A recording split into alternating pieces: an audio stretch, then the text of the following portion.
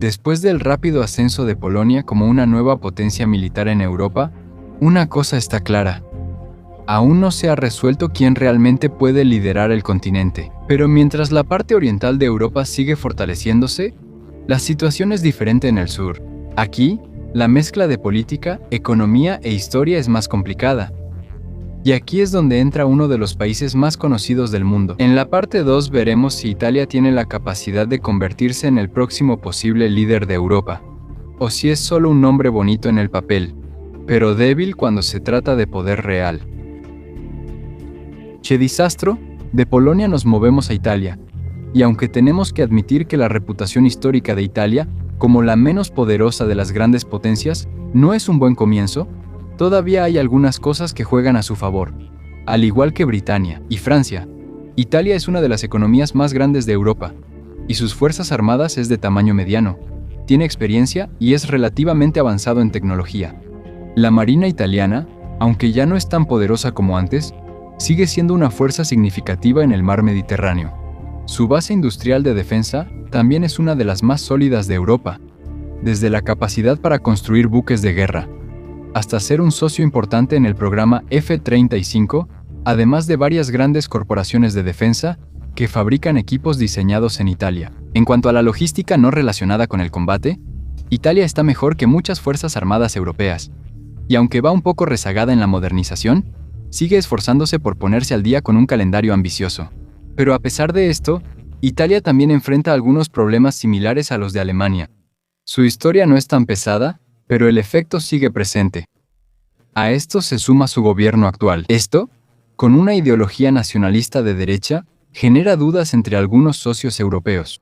En la política, Italia es conocida por sus frecuentes cambios de gobierno y escándalos en altos cargos. También es uno de los países que desde hace tiempo ha sido acusado de gastar poco en defensa. Demográficamente, su población está envejeciendo. Las Fuerzas Armadas han tenido problemas de reclutamiento durante mucho tiempo. Y en cuanto a la disposición para luchar, está entre los niveles más bajos de Europa. Solo el 16% de la población en edad de combatir según una encuesta de 2025, en comparación con casi el 40% que dice ser objetor de conciencia, y más de una cuarta parte prefiere usar mercenarios en lugar de luchar ellos mismos. Desde una perspectiva estratégica, los críticos argumentan que Italia realmente no es el país adecuado para liderar Europa en el futuro. Su enfoque está en las amenazas del Mediterráneo y la seguridad marítima, mientras que Europa ahora está más centrada en la posibilidad de una invasión terrestre a gran escala. Y luego llegamos a España, un país que necesitamos discutir si hablamos de Polonia o Italia, pero que también se puede eliminar rápidamente de la lista. No importa cuánto discutan los expertos en defensa europea sobre qué características debe tener un líder continental, hay algo en lo que todos están de acuerdo. Si un país no quiere invertir en defensa, claramente no es la opción correcta. Y en el caso de España, esto es claro. Esto se mostró en las discusiones de la OTAN en 2025, donde España casi se negó a aceptar objetivos más altos de gasto en defensa, hasta que obtuvo una excepción de la alianza, lo que significa que no tiene que gastar tanto como los demás. España todavía tiene como objetivo alcanzar el antiguo requisito de la OTAN del 2% del PIB para 2029, pero no ha intentado cumplir con el nuevo objetivo del 5% de la alianza, a pesar de las advertencias del presidente de Estados Unidos, Donald Trump, de que podría ser expulsada de la OTAN. Todavía podemos decir mucho sobre España. Desde su fragmentación política, la falta de capacidad de proyección de poder, su ubicación lejana de Rusia, la falta de personal, los bajos salarios en el ejército, los débiles esfuerzos de modernización, hasta la mala gestión interna. Pero en este punto, es suficiente para ver por qué tampoco es un candidato serio para liderar, al menos por ahora, la defensa de Europa. Pero ya no tenemos que discutir eso, porque está claro que España realmente no quiere ese trabajo. La Brigada IKEA. Desde España, nos moveremos al extremo norte, donde las naciones nórdicas de Europa están uniendo fuerzas para aportar un potencial militar serio. En el flanco oriental de Europa, Finlandia tiene una de las fuerzas de combate más grandes y capaces del continente, y también uno de los pocos países con un plan claro: hacer que toda la sociedad participe en la defensa contra Rusia. La artillería finlandesa y sus habilidades en la guerra ártica son reconocidas en todo el mundo, y su población es una de las más dispuestas a luchar en toda Europa. La vecina Suecia tiene una sólida industria de defensa nacional centrada en Saab y es experta en entornos árticos y navales. Lo mismo ocurre con Noruega, un ejército de alta tecnología que sobresale en operaciones especiales. Mientras tanto, Dinamarca tiene una capacidad significativa para proyectar poder militar y proteger Groenlandia, y es uno de los países de la OTAN enfocados en la respuesta rápida y la vigilancia, un campo que se está debilitando en muchas partes de Europa. Pero el principal problema con el argumento de que los países nórdicos deberían liderar la defensa de Europa es simple. No son un solo país. Incluso si combinan sus capacidades, seguirán siendo relativamente pequeños en comparación con otros centros de poder. Y si los analizamos uno por uno, la mayoría de ellos todavía no son suficientes para ser el principal líder del continente. La clara excepción aquí es Finlandia, un país con un enfoque único en defensa, capacidad técnica y una unidad social que otros países de Europa podrían estudiar. Además, Rusia está justo frente a su larga frontera. Pero aún así, si Finlandia liderara la defensa, tendría que dedicar una enorme parte de sus recursos solo para protegerse a sí misma. Eso significa que casi no le quedaría nada para ayudar a los demás. La situación se vuelve aún más complicada porque cada país nórdico tiene sus propios problemas de confianza con el resto de Europa. Suecia y Finlandia acaban de entrar a la OTAN. Noruega no es miembro de la Unión Europea. Y Dinamarca se convirtió en el centro de una de las mayores tensiones entre Estados Unidos y Europa debido al tema de Groenlandia. Cada uno también tiene sus propios problemas. Dinamarca es acusada de invertir poco en Groenlandia y ha tenido algunos escándalos embarazosos en el liderazgo militar. Noruega tiene dificultades para adaptarse a la guerra híbrida rusa y enfrenta una grave crisis de salud mental dentro de sus fuerzas armadas. Suecia, por su parte, carece de personal especializado y tiene dificultades para equilibrar la seguridad interna y las exportaciones de defensa. Mientras tanto, incluso Finlandia, que es la más avanzada entre ellos, sabe que aunque lo dé todo, sigue siendo muy difícil vigilar toda su línea frontal contra Rusia, especialmente si está sola, dando golpes al aire. En este punto, no debemos pasar por alto a los Países Bajos, un país con un ejército relativamente pequeño de aproximadamente 35.000 soldados, pero que puede rendir por encima de lo que su tamaño sugeriría en algunos aspectos. Tiene una economía relativamente grande, incluso mayor que la de Polonia o la de las naciones nórdicas, y actualmente está trabajando para duplicar el tamaño de sus fuerzas armadas para el año 2030. Los Países Bajos han desarrollado una fuerza aérea y una marina confiables, y sus operadores especiales están entre los mejores del mundo. Sus servicios de inteligencia también tienen la reputación de ser un actor importante en la defensa europea. Pero a pesar de esto, el país todavía enfrenta muchos problemas graves. No se trata solo de inestabilidad política. También tienen un ejército pequeño y a veces con poca experiencia, o los grandes recortes presupuestarios de las últimas décadas. Hay un problema aún más profundo, especialmente en el reclutamiento.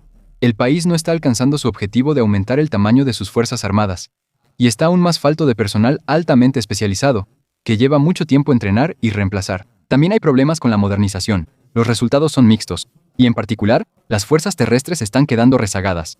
Y lo más grave aún, el ejército holandés carga con un incidente controversial en la historia: la masacre de Srebrenica de 1995, donde los cascos azules holandeses de la ONU no lograron evitar la tragedia. Este incidente provocó una crisis enorme en el país, hasta el punto de que todo el gobierno renunció en 2002. Si los Países Bajos hubieran tenido unas fuerzas armadas más grandes, más experimentadas y más exitosas después de eso, tal vez Europa habría confiado más en él como posible líder. Pero actualmente, esa no es la situación. Menciones deshonrosas.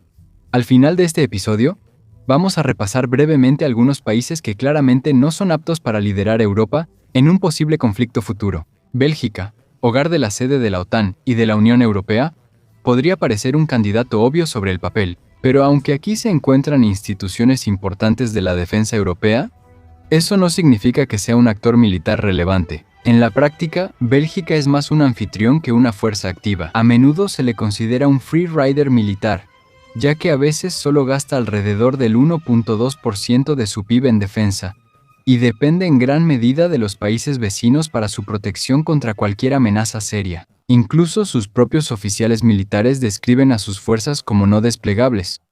Y, en comparación con otros socios europeos, la modernización de su ejército también ha sido limitada.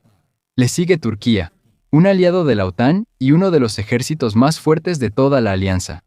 Pero a los ojos de Europa, es un caso complicado. Turquía es conocida como la oveja negra geopolítica dentro de la OTAN.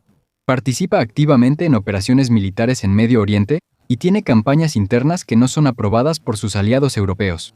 También tiene un historial de promover sus propios intereses, y en varias ocasiones ha usado o amenazado con usar su poder de veto en decisiones importantes. En 2020, también se opuso activamente a la adhesión de Suecia y Finlandia a la OTAN debido al tema de los grupos kurdos.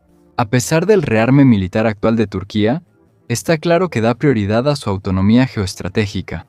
No tiene la intención de atarse completamente a alianzas regionales, aparte del paraguas nuclear de la OTAN. También utiliza su posición como actor clave en el Mar Negro para fortalecer su influencia geopolítica, un poder que puede usarse no solo contra Rusia, sino también contra otros miembros de la OTAN. En otras partes de Europa, también es fácil descartar a los demás. Los estados bálticos tienen ejércitos pequeños y son muy vulnerables ante Rusia. Rumania, Bulgaria y algunos países de Europa Central carecen de equipo, fondos o capacidad. Todo eso al mismo tiempo. Los Balcanes, como siempre se bromea, siguen siendo impredecibles. Suiza es neutral como siempre. Grecia acaba de salir de una grave crisis financiera y sigue más enfocada en el Mediterráneo oriental. Y Portugal, mejor ni hablemos mucho del estado de sus fuerzas armadas. Y por último, Ucrania, un país con uno de los argumentos morales y estratégicos más fuertes de toda Europa. Pero más que nadie, Ucrania sabe lo que significa enfrentarse a Rusia. Tiene un gran ejército en tiempos de guerra y está comprometido con una larga lucha en el frente oriental de Europa durante las próximas décadas.